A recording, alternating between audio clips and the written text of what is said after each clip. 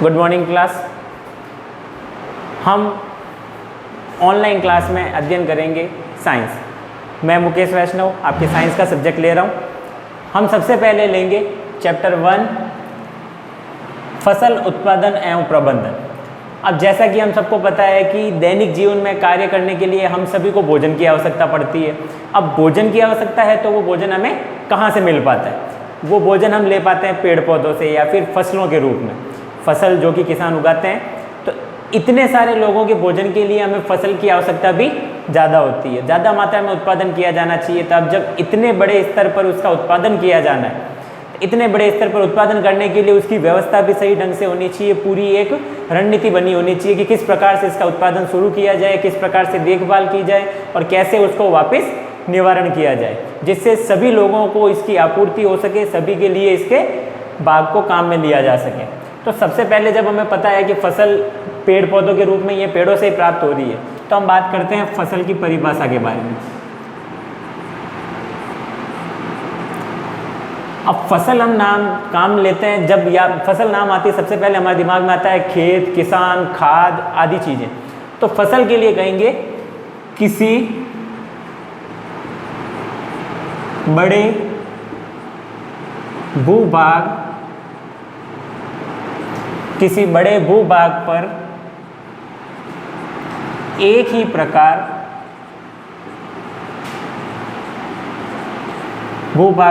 ही प्रकार के पौधों को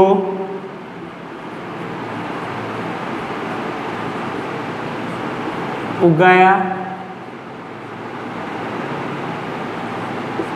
जाने की प्रक्रिया फसल उत्पादन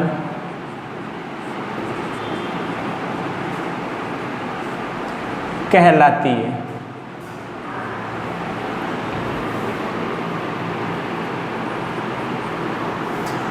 किसी बड़े भूभाग पर एक ही प्रकार की, रिपीट करता हूं, किसी बड़े भूभाग पर एक ही प्रकार के पौधों को उगाए जाने की जो प्रक्रिया है उसे फसल उत्पादन की प्रक्रिया हम कहते हैं। अब फसल के लिए ऐसा नहीं है कि आप छोटे से एक क्यारी के अंदर अगर कह दें भाई मैंने इसके अंदर फसल उगाई है, तो वो फसल नहीं, वो एक छोटा एरिया और एक ही प्रकार के पौधे। आप चाहते हैं कि भाई मैं इतने से एरिया में गेहूं लगा लूँ, उधर बाजरा लगा लूँ, उधर चावल लगा लूँ, तो वो फसल का एरिया नहीं कहला पाएगा।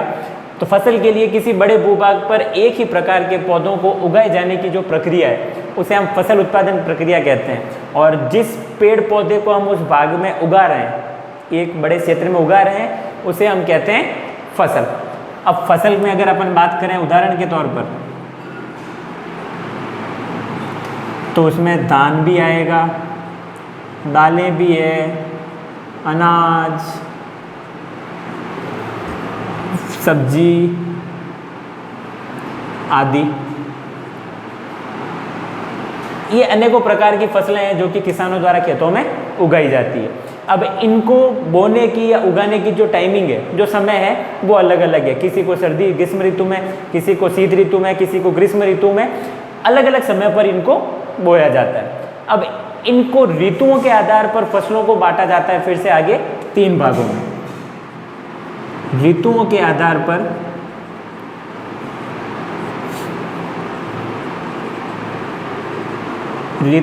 आधार पर फसलें 3 प्रकार की होती है। ऋतुओं के आधार पर फसलें 3 प्रकार की होती है। अब वो 3 प्रकार कौन कौन से हैं? पहला है आपके खरीफ की फसल। पहला नाम है आपके खरीफ की फसल। दूसरा नाम है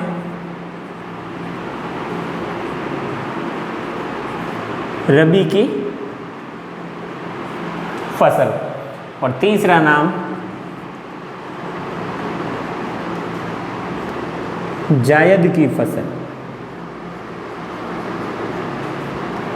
ठीक है बच्चों, तो ऋतुओं के आधार पर फसलों को 3 भागों में बांटा गया है। सबसे पहला खरीफ की फसल, दूसरा रबी की फसल और तीसरा जायद की फसल।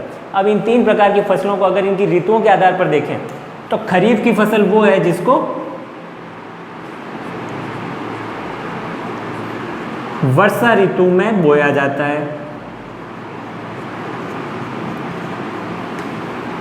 खरीफ की फसल वो है जिसको वर्षा ऋतु में बोया जाता है। अब वर्षा ऋतु में क्या है, मतलब कि आपको टाइमिंग पूछा जाए, वर्षा ऋतु के लिए इसकी टाइमिंग है आपके जून से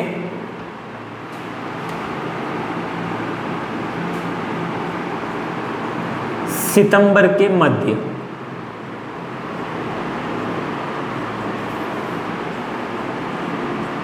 जून से सितंबर के मध्य खरीफ की फसल वे फसलें जो वर्षा ऋतु में बोई जाती है, अर्थात जिनकी टाइमिंग जून से सितंबर के मध्य हो, तो उन फसलों को खरीफ की फसल कहते हैं। उदाहरण के लिए आप देखेंगे जो भी दालें हैं या फिर तिल वाले हैं, मूंगफली, तिल आदि।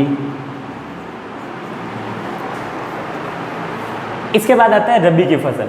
तो रबी की फसल के लिए हम कहेंगे कि रबी की फसल वो है जिन्हें शीत ऋतु में बोया जाता है। शीत ऋतु में बोया जाता है। दोनों में कंपैरिजन देखेंगे आप, वर्षा ऋतु में बोई जाने वाली फसल हो गई खरीफ की फसल, और रबी की फसल जो है वो हो जाएगी शीत ऋतु में। इसी के साथ अगर आप जायद को भी साथ में देख लें तो जायद की फसल वो है जो ग्रीष्म ऋतु में बोई जाती है। खरीफ की फसल का टाइम था जून से सितंबर, रबी की फसल का टाइम हो जाएगा अक्टूबर से मार्च। अक्टूबर से मार्च के मध्य।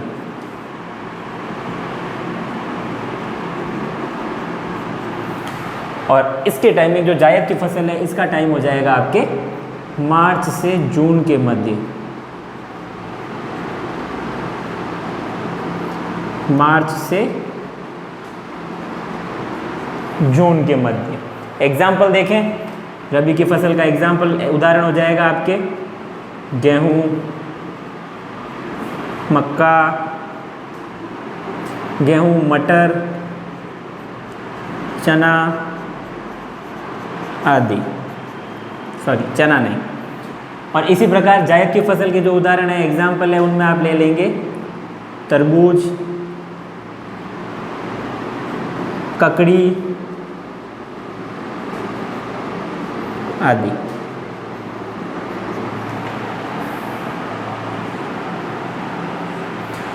तो हमने देखा फसल के बारे में, स्टार्ट में हमने थोड़ा सा इजी करते हैं। तो फसल क्या है?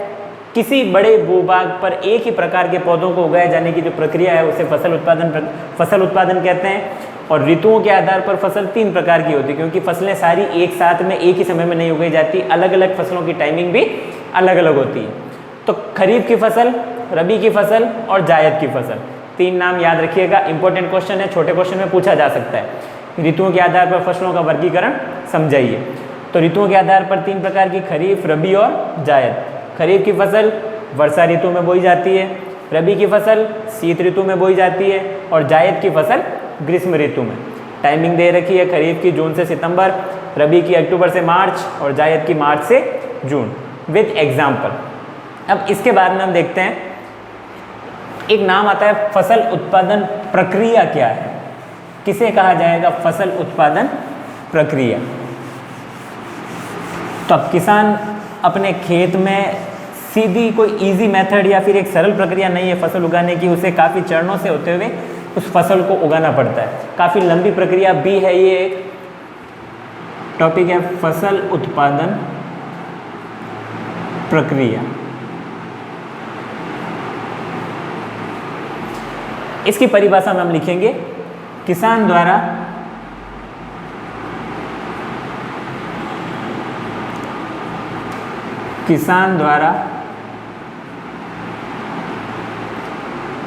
बीज बोए जाने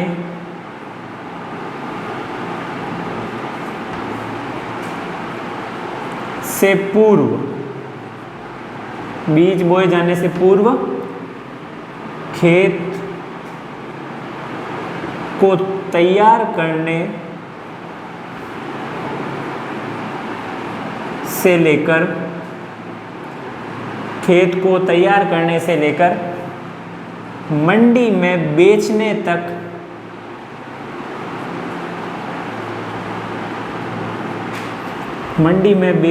तक की प्रक्रिया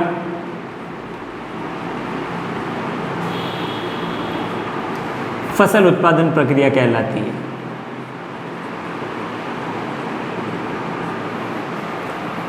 फसल उत्पादन प्रक्रिया कहलाती है। फिर से देखिए, फसल उत्पादन प्रक्रिया क्या है कि किसान द्वारा बीज बोए जाने से, अब किसान जब खेत में फसल उगाएगा तो पहले उसको बीज देना पड़ेगा फसल के लिए। तो बीज बोने से पूर्व वो क्या करता है, खेत को तैयार करता है। खेत में ट्रैक्टर चला करके, हल चला करके मिट्टी को तैयार करता है, निराई गुड़ाई वाला नाम जिसे हम कहते हैं। तो फसल उत्पादन प्रक्रिया क्या है, किसान द्वारा बीज बोए जाने से पूर्व खेत को तैयार करने से लेकर, जब वो खेत को तैयार करना शुरू करता है तब से लेकर के उसे फसल को मंडी में बेचने तक की जो पूरी प्रक्रिया, लास्ट में ले जाकर के मंडी में बेच दी, तब तक की पूरी प्रक्रिया को कहा जाता है फसल उत्पादन प्रक्रिया।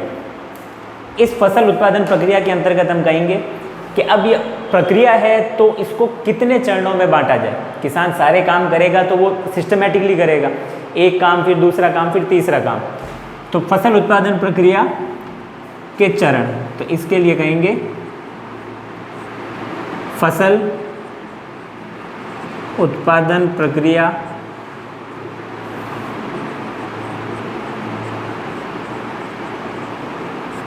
निम्न चरणों। चलिए ये टॉपिक हम लेंगे नेक्स्ट क्लास में, बड़ा टॉपिक।